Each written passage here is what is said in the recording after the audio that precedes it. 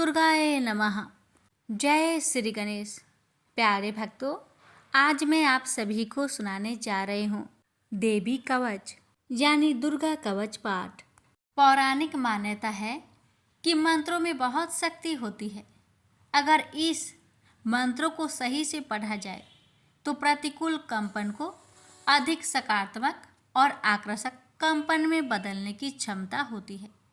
अगर आप अपने चारों ओर फैली नकारात्मकता से परेशान हैं और आपको कोई रास्ता नहीं दिखाई पड़ रहा, तो आपको दुर्गा कवच का पाठ करना चाहिए। ऐसा कहा जाता है कि वह व्यक्ति जो ईमानदारी से भक्ति और सही उच्चारण के साथ नियमित रूप से दुर्गा कवच को पढ़ता या सुनता है, वह सभी बुराइयों से संरक्षित रहता है। 18 प्रमुख पुराणों में से एक मार्कंडेय पुराण के अंदर दुर्गा कवच देवी कवच के श्लोकों का उल्लेख है। दुर्गा कवच दुर्गा सप्तशती का एक आदित्य स्रोत है। दुर्गा कवच को भगवान ब्रह्मा ने ऋषि मार्कंडेय को सुनाया और इसमें 47 श्लोक शामिल है। इसके बाद 9 श्लोकों में फल श्रुति लिखित है।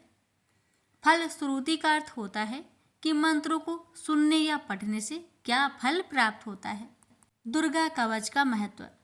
दुर्गा कवच में भगवान ब्रह्मा जी ने देवी पार्वती माँ की 9 अलग अलग देवीय रूपों के बारे में बताया है। भगवान ब्रह्मा हर किसी को देवी कवच को पढ़ने या सुनने के लिए देवी माँ का आशीर्वाद मांगने के लिए अनुरोध करते हैं। जो भी इस कवच का नित्य पाठ करता या सुनता है, वह माँ दुर्गा से विशेष आशीर्वाद प्राप्त करता है। नकारात्मकता को खत्म करने के लिए एक शक्तिशाली मंत्रों का संग्रह देवी कवच के रूप में विद्यमान है। यह जातक को किसी भी बुरी आत्माओं से बचाने के लिए एक कवच के लिए रूप में कार्य करता है। भक्तों, अब जानते हैं दुर्गा कवच का पाठ कैसे करें। दुर्गा कवच का पाठ दुर्गा सप्तशती के आरंभ में और दुर्गा सप्तशती पाठ के बाद में करना चाहिए। दुर्गा कवच का पाठ करने से पहले स्नान करके स्वच्छ वस्त्र धारण कर ले। इसके बाद माँ का ध्यान करे और घी का दीप जलाए। दुर्गा कवच का पाठ शुरू करने से पहले अपने मन से सभी दुर्भावनाओं को दूर कर दे और सिर्फ माँ की भक्ति के बारे में विचार करें। माँ को पुष्प अर्पित करने के बाद फल मिष्ठान का भोग लगाए और दुर्गा कवच का पाठ शुरू करें। दुर्गा कवच का पाठ करने के लाभ। दुर्गा कवच का पाठ करने से जातक के मन और उसके आसपास से नकारात्मक ऊर्जाओं का नाश होता है। दुर्गा कवच का पाठ करने से जातक को प्रेत बाधा जैसी समस्याओं से जल्दी मुक्ति मिल जाती है। दुर्गा कवच का पाठ करने से अकाल मृत्यु जैसे संकट दूर होते हैं। दुर्गा कवच का पाठ करने से बड़े से बड़े संकट का निवारण होता है। दुर्गा कवच का पाठ करने से असाध्य रोगों से मुक्ति मिलती है। इतना ही नहीं, दुर्गा कवच का पाठ से न्यायालय से जुड़ी मामलों में जीत हासिल होती है। भक्तों, इस पावन दुर्गा कवच का पाठ करने से इतना ही नहीं, शत्रुओं में भी विजय हासिल होती है। अब जानिए दुर्गा कवच पाठ करने के कुछ नियम। दुर्गा कवच करते समय शब्दों के उच्चारण का विशेष ध्यान देना चाहिए। अगर आप संस्कृत में पाठ नहीं कर पा रहे तो हिंदी में पाठ करें, लेकिन गलत उच्चारण में इसका पाठ कभी ना करें। दुर्गा कवच का पाठ करते समय प्याज, लहसुन, तंबाकू, मांस, मदिरा और किसी भी प्रकार के तामसिक भोजन को ना ग्रहण करें। दुर्गा कवच का पाठ करते समय पूर्ण ब्रह्मचर्य का पालन करना चाहिए। दुर्गा कवच का पाठ करते समय मन में कोई भी छल कपट, लोभ, लालच को नहीं रखना चाहिए और सच्चे मन से माँ की आराधना करनी चाहिए। दुर्गा कवच का पाठ करते समय स्वच्छ और सुगंधित वातावरण होना चाहिए। आसपास गंदगी ना हो, इसका विशेष ध्यान देना चाहिए। आइए रसपान करते हैं। श्री दुर्गा कवच पाठ प्रारंभ है। महर्षि मार्कंडेय बोले, हे पितामह, संसार में जो गुप्त हो और मनुष्यों की सब प्रकार से रक्षा करता हो, और जो आपने किसी को आज तक न बताया हो, वह कवच मुझे बताइए। श्री ब्रह्मा जी कहने लगे, अत्यंत गुप्त व सब प्राणियों की भलाई करने वाला कवच मुझसे सुनो। प्रथम शैलपुत्री, दूसरी ब्रह्मचारिणी, तीसरी चंद्रघंटा, चौथी कुष्मांडा, पांचवी स्कंद माता, छठी कात्यायनी, सातवीं कालरात्रि, आठवीं महागौरी, नौवीं सिद्धिदात्री। यह देवी की 9 मूर्तियां हैं और यह 9 दुर्गा कहलाती है। आग में जलता हुआ रण में शत्रु से घेरा हुआ, विषम संकट में फंसा हुआ मनुष्य आदि दुर्गा के नाम का स्मरण करे तो उनको कभी भी कोई हानि नहीं होती। रण में उसके लिए कुछ भी आपत्ति नहीं और ना उसे किसी प्रकार का दुख या डर ही होता है। हे देवी, जिसने श्रद्धा पूर्वक तुम्हारा स्मरण किया है उसकी वृद्धि होती है, और जो तुम्हारा चिंतन करते हैं उनकी तुम निस्संदेह रक्षा करने वाली हो। चामुंडा प्रेत पर, वारही भैंसे पर, ऐन्द्री हाथी पर, वैष्णवी गरुड़ पर आसन जमाती है। हे महेश्वरी, बैल पर, कौमारी मोर पर और हाथ में कमल लिए हुए विष्णुप्रिया लक्ष्मी जी की कमल के आसन पर विराजती है। बैल पर बैठी हुई ईश्वरी देवी ने श्वेत रूप धारण कर रखा है और ब्रह्मी देवी हंस पर बैठती है और सब प्रकार के आभूषणों से विभूषित है। इस प्रकार यह सब माताएं सब प्रकार के योग शक्तियों से युक्त और अनेक प्रकार के रत्न धारण किए हुए हैं।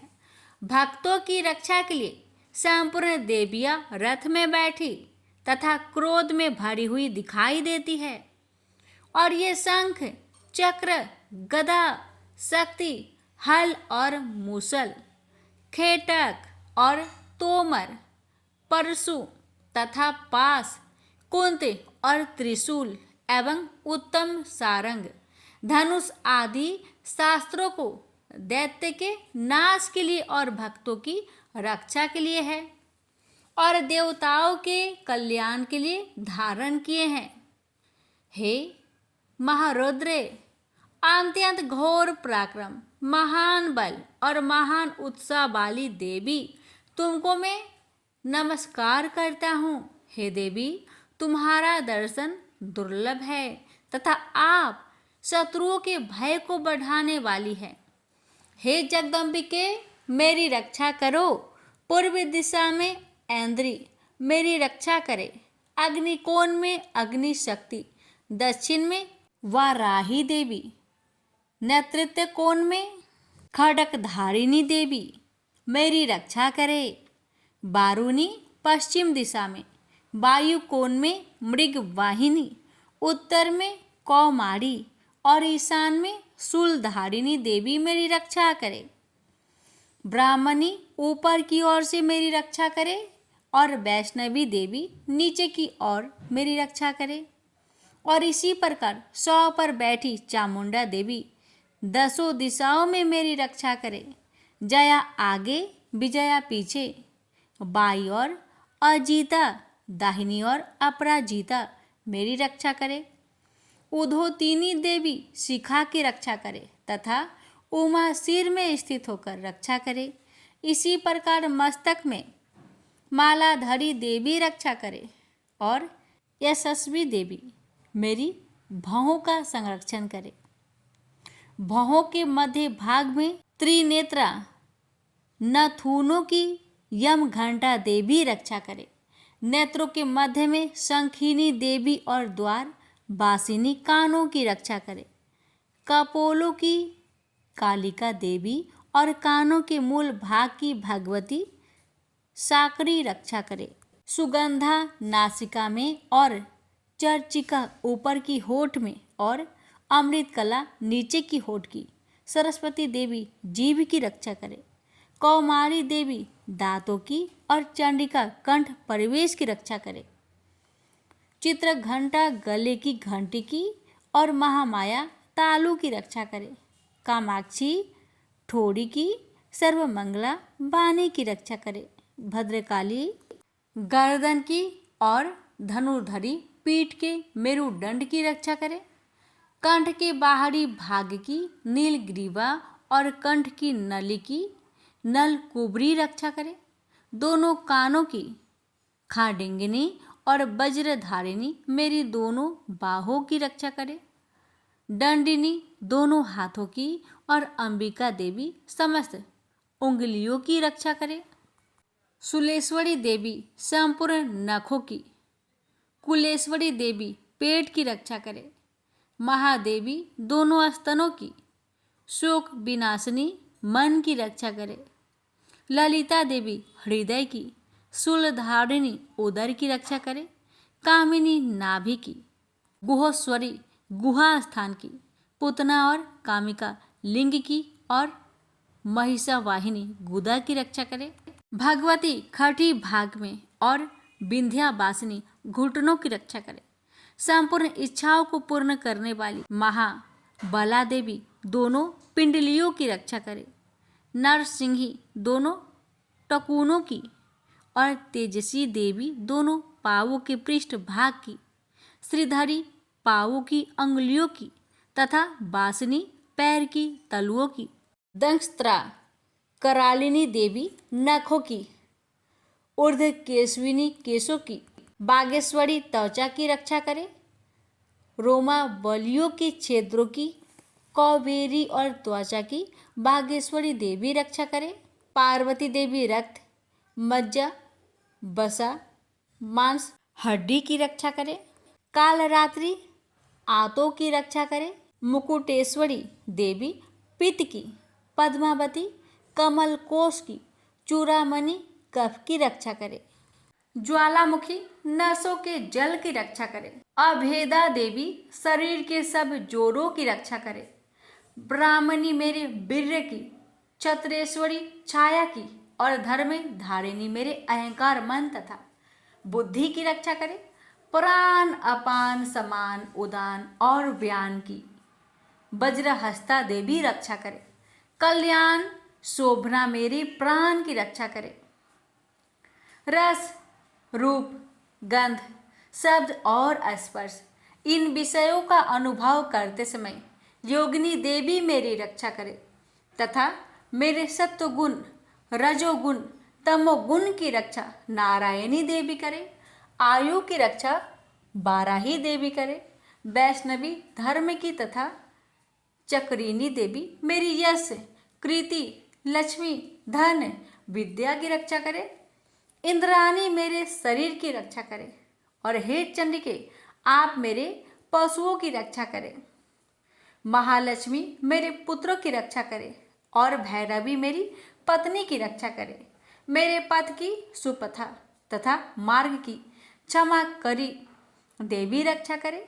राजा के दरबार में महालक्ष्मी तथा सब और व्याप्त रहने वाली विजया देवी चारों ओर से मेरी रक्षा करे। जो स्थान रक्षा से रहित हो और कवच में रच गया हो उसका पापों का नाश करने वाली जयंती देवी रक्षा करे। अपना शुभ चाहने वाले मनुष्य को बिना कवच के एक पग भी कहीं न जाना चाहिए, क्योंकि कवच रखने वाला मनुष्य जहाँ भी जाता है वहाँ उसे अवश्य धन लाभ होता है तथा विजय प्राप्त करता है। अभीष्ट वस्तु की इच्छा करता है वह उसको इस कवच के प्रभाव से अवश्य मिलती है और वह इसी संसार में महा ऐश्वर्य को प्राप्त होता है। कवचधारी मनुष्य निर्भय होता है और वह तीनों लोकों में माननीय होता है। देवी का यह कवच देवताओं के लिए भी कठिन है, जो नित्य प्रति नियम पूर्वक तीनों संध्याओं को श्रद्धा के साथ इनका पठन पाठन करता है उसे देव शक्ति प्राप्त होती है। वह तीनों लोकों को जीत सकता है तथा अकाल मृत्यु से रहित होकर 100 वर्ष तक जीवित रहता है। उसकी लुता, चर्म रोग, विस्फोट आदि समस्त व्याधियां समूल नष्ट हो जाती है। वह अस्थावर, जंगम तथा कृत्रिम विष दूर होकर उनका कोई असर नहीं होता है तथा समस्त अभिचारक प्रयोग और इस तरह के जितने मंत्र तंत्र इत्यादि होते हैं इस कवच के हृदय में धारण कर लेने पर नष्ट हो जाते हैं।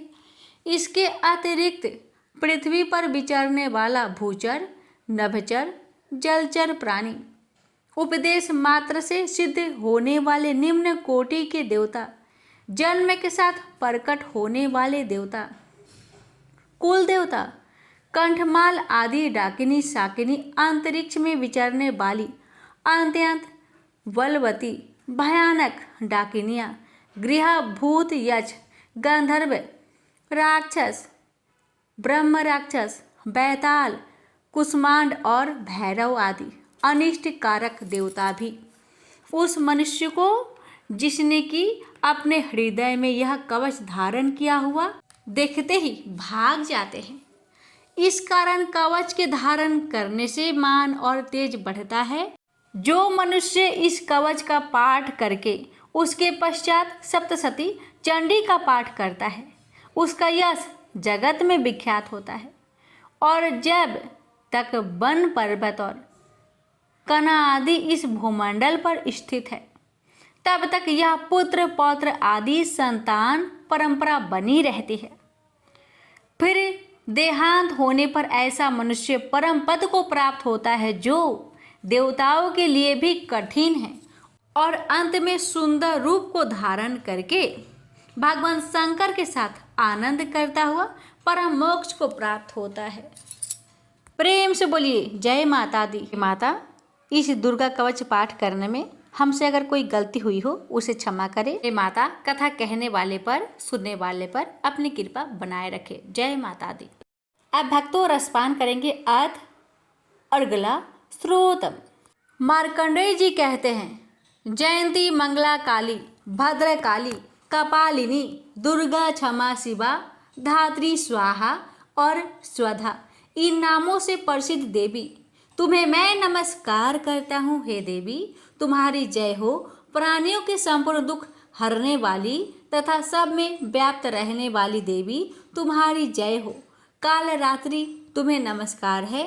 मधु और केटभ दैत्य का वध करने वाली, ब्रह्मा को वरदान देने वाली देवी तुम्हें नमस्कार है। तुम मुझे रूप दो, जय दो, यश दो और काम क्रोध आदि शत्रुओं का नाश करो। महिषासुर का नाश करने वाली तथा भक्तों को सुख देने वाली देवी तुम्हें नमस्कार है। तुम मुझे सुंदर स्वरूप दो, विजय दो और मेरे शत्रुओं को नष्ट करो। हे रक्त बीज का वध करने वाली, हे चंड मुंड को नाश करने वाली, तुम मुझे रूप दो, जय दो, यश दो और काम क्रोध आदि शत्रुओं का नाश करो।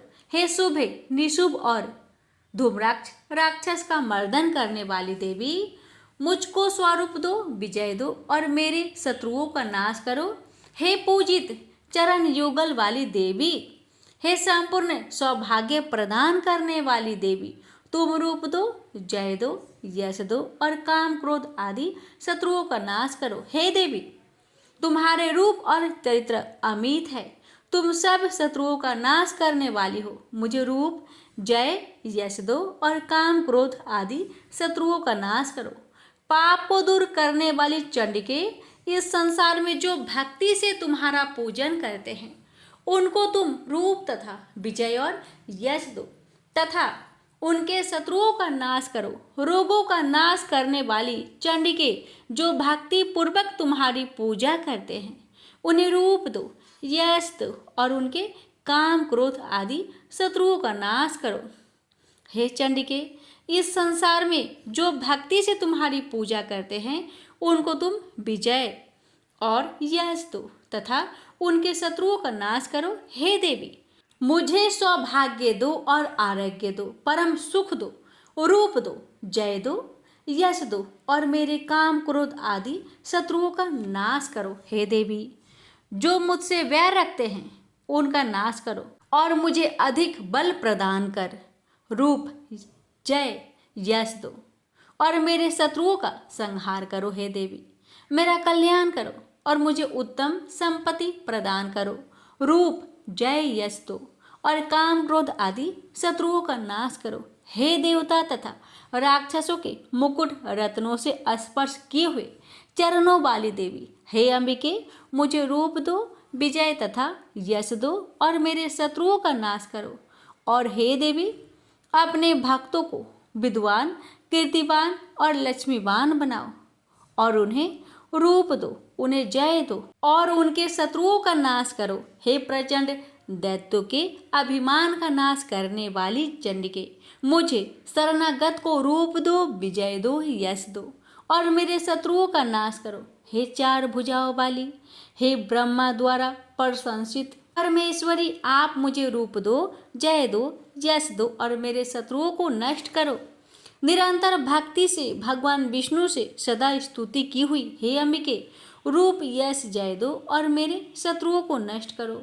हिमाचल कन्या पार्वती के भगवान शंकर से स्तुति की हुई है परमेश्वरी, मुझे रूप जय यश दो और मेरे शत्रुओं का नाश करो। इंद्राणी के पति इंद्र के द्वारा सद्भाव से पूजित होने वाली परमेश्वरी, मुझे तुम रूप दो जय दो यश दो और काम क्रोध आदि शत्रुओं को नष्ट करो। प्रचंड भुजदंड से दैत्यों के घमंडों को नष्ट करने वाली, मुझे रूप दो जय दो यश दो और मेरे शत्रुओं का नाश करो हे देवी।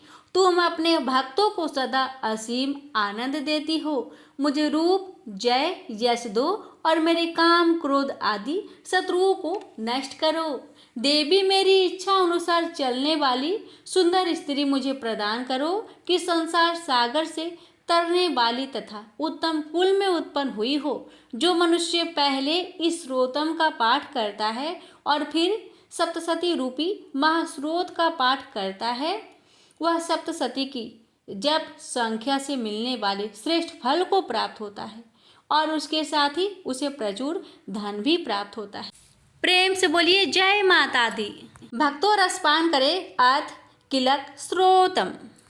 महर्षि मार्कंडेय बोले, निर्मल ज्ञान रूपी शरीर धारण करने वाली, देवत्रय रूप दिव्य तीन नेत्र वाली, जो कल्याण प्राप्ति के हेतु है तथा अपने मस्तक पर अध्र चंद्र धारण करने वाली है, उन भगवान शंकर को नमस्कार है।